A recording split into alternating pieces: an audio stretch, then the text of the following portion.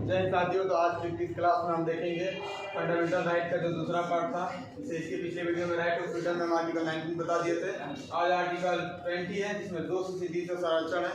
इसमें 3 पार्ट है। आर्टिकल 20 के 3 जो है 1, 2, 3। इसमें जैसे कहा गया है 2 से सीधी से संरक्षण, इसको पहले समझते हैं।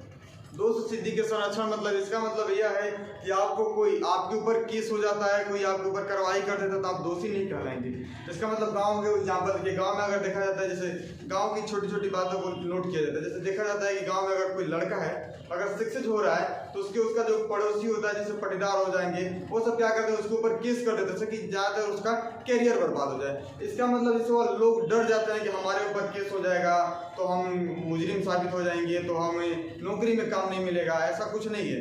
आप दोषी नहीं कहलाएंगे। आप अपराध कर दिए, छोटा मोटा हो भी है तो आप अपराधी नहीं कहलाएंगे। इसका मतलब ये नहीं कि कौन को मार दिए तो आप अपराधी हो गए, नहीं। जब तक आपको कोर्ट आपको सिद्ध नहीं करेगा कि फला व्यक्ति यह है जो अपराधी है, तब तक आप अपराधी नहीं कहलाएंगे। यानी इसमें यही बात की गई, 2 से सीधी से संरक्षण। आपसे कोई दोष हो जाता है तो आपको इसमें संरक्षण दी जाएगी, आपको दोषी नहीं कहा जाएगा। तो एक एक करके समझते हैं। जैसे इसमें कहा गया है कि आर्टिकल 20 का पहला जो कहा है कि अपराध के समय की कानून से सजा दी गई।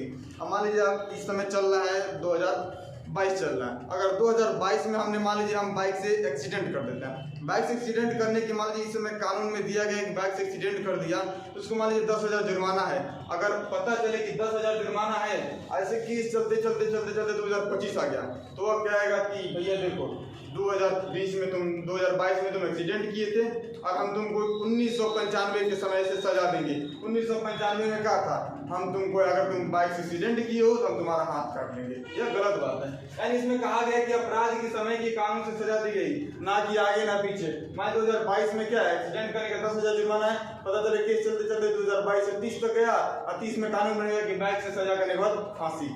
तो क्या फांसी दी जाएगी? फांसी नहीं दी जाएगी। यानी इसमें इसी तरह से यही आएगा कि इस समय अपराध जो फला व्यक्ति करेगा उसी समय के कानून से उसको सजा दी जाएगी। आगे चल के कानून में कोई भी मान संशोधन हो या ना हो, ऐसे कोई लेन देन नहीं है, ठीक ना।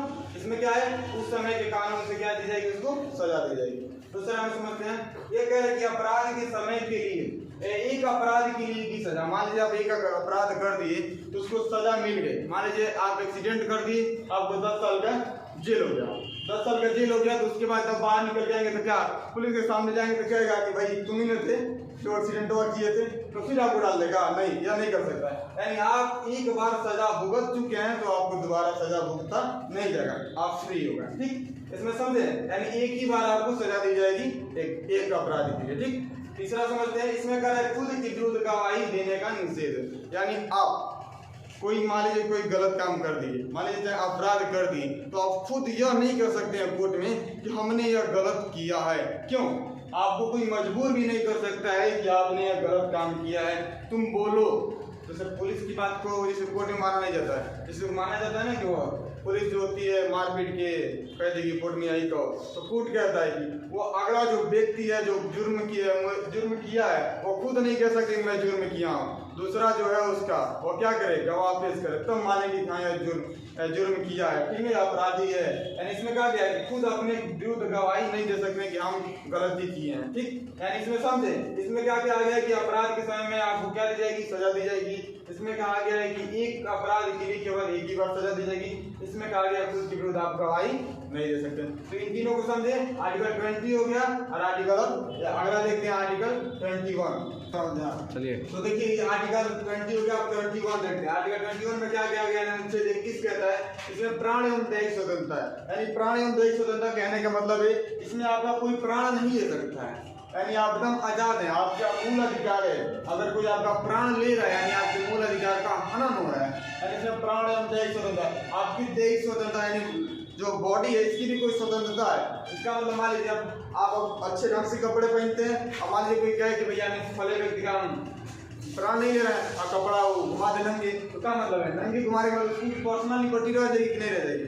यानी इसमें दैहिक स्वतंत्रता है, यानी आप प्राण भी नहीं ले सकते हैं और उसकी कोई दैहिक स्वतंत्रता भी है, यानी उसे कुछ गलत नहीं करवा सकते हैं। इसमें देखते हैं प्राण एवं दैहिक स्वतंत्रता पहले यहाँ से पर्यावरण भी दिया गया, यानी मान लीजिए आपका कोई प्राण नहीं ले सकता है, ठीक है, आपको कोई प्राण नहीं ले सकता, लेकिन पता चले आपको एक रूम में बंद कर दे, उसमें खूब धुआं कर दे, और धुआं कर देता है उसमें, अच्छा पर्यावरण आपको मिलेगा नहीं मिलेगा, आपकी जान जा सकती है कि नहीं जा सकती। ठीक है, जब यहाँ पे मर भी नहीं की, मर गया तो मर गया, इसमें क्या आपको शुद्ध पर्यावरण भी मिलेगा। इस अक्सर देखते हैं कि गाड़ी का धुआं निकलता रहेगा, पोल्यूशन खराब रहेगा, तो क्या करते हैं पुलिस वाले फाइन मार देते हैं सब। उसमें क्यों? क्योंकि आपके आर्टिकल 21 इसमें प्राण की स्वतंत्रता है, यानी अच्छे पर्यावरण की भी बात की गई है, यानी आपको स्वच्छ और साफ पर्यावरण रखना है। ठीक, यानी इसमें पर्यावरण की बात की गई थी। और आर्टिकल 48 में भी बात की गई, 48 के ए में भी बात की गई पर्यावरण की, ज्यादा उसमें बात की गई, इसमें थोड़ा थोड़ा पर्यावरण देख स्वतंत्रता से रिलेटेड है, लेकिन इसमें पर्यावरण की बात की गई। आर्टिकल 21 में भी आत्महत्या की बात की गई, यानी आप जैसे आपका कोई प्राण नहीं ले सकता तो आप अपना खुद प्राण ले सकते हैं। संविधान एकदम जो सटीक बना है, लेकिन इसमें जैसे आपका प्राण कोई नहीं ले सकता है तो आप अपने खुद का भी प्राण नहीं ले सकते हैं। अगर आप अपना प्राण दे रहे हैं, फांसी लगा ली मान लीजिए, अगर फांसी लगा ली तो अच्छी बात है, मर गया तो भाई दोनों को सजा देगा। अगर मरने के बाद बच गए तब पुलिस आएगा तो आपको आर्टिकल IPC की धारा 309 के तहत उठा ले जाएगा, मर रहा था। ठीक है भैया, आप हर व्यक्ति इस देश का एक अभिन्न हिस्सा है, यानी आप मार नहीं सकते तो आप खुद मर नहीं सकते, समझ रहे हैं? एकदम सटीक रूप से सजाया गया। देखिए इसमें आगे और बात की गई है, यानी इसमें आपको पर्यावरण का अच्छा मिलेगा, इसमें आप खुद मर नहीं सकते, अगर मर गए तो मर गए, अगर बच गए तो आपको उठा ले जाएंगे सब पुलिस वाले, IPC की धारा 309 के तहत। ठीक, इसमें पर्यावरण हो गया, आत्महत्या, इसमें समझे इसको, इसमें स्वास्थ्य यानी हेल्थ की भी बात की गई है, यानी आपको इसमें आर्टिकल 21 के अकॉर्डिंग आपको अच्छा स्वास्थ्य भी मिलेगा। जैसे अक्सर देखते हैं अभी कोरोना के समय आया था, जिससे इसमें वैक्सीन लगवाया जा रहा था, मुफ्त में लगवाया जा रहा है, और उसमें इसकी बात की गई है आपको अच्छा स्वास्थ्य दिया जाएगा।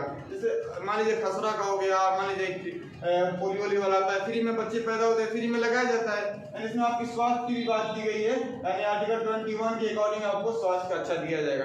अक्सर देखते हैं हॉस्पिटल वगैरह में 1 रुपये पर्ची लगाइए और फ्री में दवा मिलता है। ठीक, यानी इसमें स्वास्थ्य का भी देख कौन करेगा, आर्टिकल 21। इसमें प्राण की तो बात हो गई है, व्यक्ति स्वतंत्रता देखते हैं। व्यक्ति स्वतंत्रता मतलब क्या, आपकी कोई पर्सनल लिबर्टी, यानी जो आप समाज के सामने नहीं दिखाना चाहते तो आप कोई बरियाई से नहीं कहेगा कि हमको बताओ। इस अक्सर देखते हैं जैसे मान लीजिए फोन चलाते हैं तो कोई फोन लाएंगे लॉक कर देंगे, तो कौन कहेगा कि भैया तो फोन खोल, यानी आपसे कोई बरियाई से नहीं कर सकता, वो ये पर्सनल लिबर्टी है, यानी दैहिक स्वतंत्रता है। आप उसकी बरियाई से आपका पासवर्ड नहीं पूछ सकता, अगर पूछता है तो आप जाके केस कर दीजिए कि हमारा पासवर्ड पूछ रहा है तो बरियाई से।